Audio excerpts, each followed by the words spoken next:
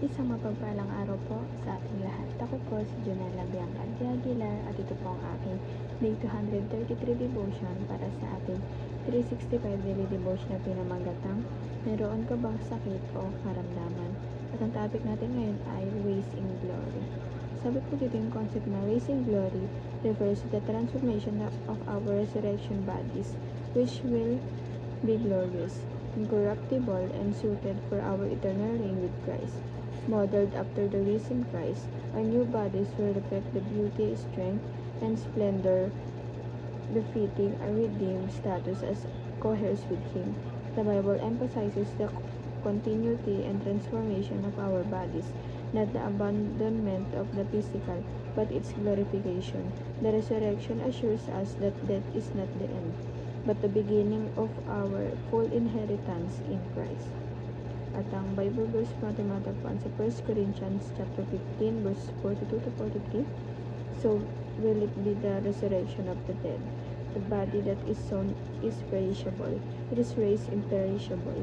It is sown in dishonor. It is raised in glory. It is sown in weakness. It is raised in power. Sa Tagalog po, gayon din naman ang muling pagkabuhay ng mga patay. Itinanim na may pagkasira, binubuhay na muli na walang pagkasira.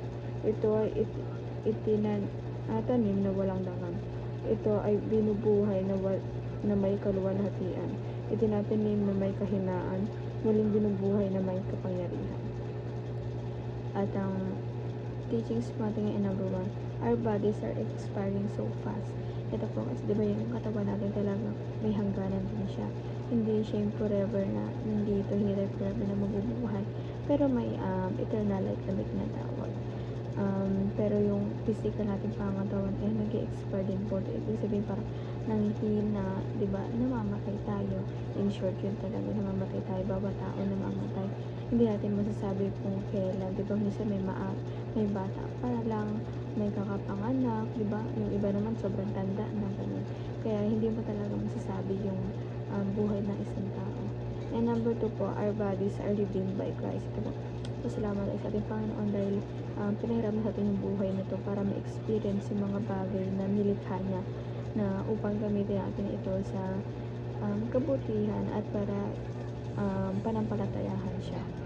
And number 3 po, our bodies will be raised in glory. Ito po, yung body natin talagang ginawa sa pamagitan ng paglilingkod, pagsasamba sa holiness na ating Panginoon, sa glory niya.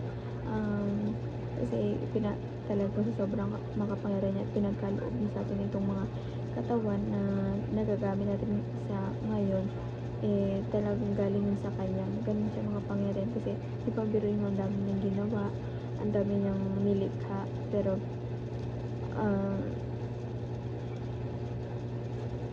madami siya dilika na hanggang ngayon dumadami tayo ng dumadami. And application naman po para tumabay sa ating buhay, number 1, understand your purpose before you die. Ito po, kailangan bago tayo mamatay, kailangan malaman natin kung anong purpose natin at maintindihan natin kung bakit ito binigay sa atin ng Panginoon. Kailangan kasi yun yung parang natin yun yung mission natin na puspusan yung purpose na binigay sa atin na ating Panginoon. And number 2 po, utilize your body like a tool while still strong. Ito po, i-utilize natin yung ating katawan na habang maaga pa. Kailangan gawin natin itong productive na gawin natin sa makabuluhang bagay na talagang ikalulugod ng ating Panginoon, na talagang ikakatuwa niya, diba, na ginawa natin yun habang tayo malakas pa. Kasi diba, syempre pag matanda na tayo, parang may na lang tayo, may ang tawag dito, may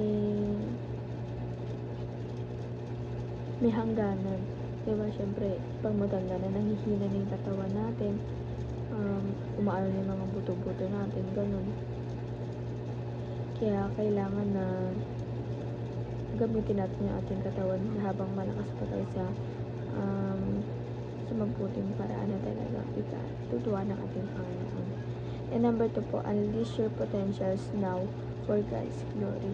Talagang i-ano po natin, i-explore natin yung sarili natin, yung katawan natin, na habang tayo malakas pa, na papurihan at sambahin ng ating Panginoon. Pasalamatan siya sa araw-araw na buhay na ibinigay niya sa atin.